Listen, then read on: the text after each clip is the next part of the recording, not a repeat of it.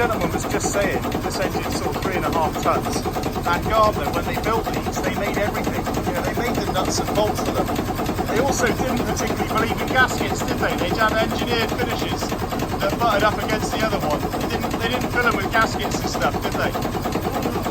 Yeah, no gaskets. There's no head gaskets. Yeah, just beautifully engineered surfaces that beautifully butt up to the other.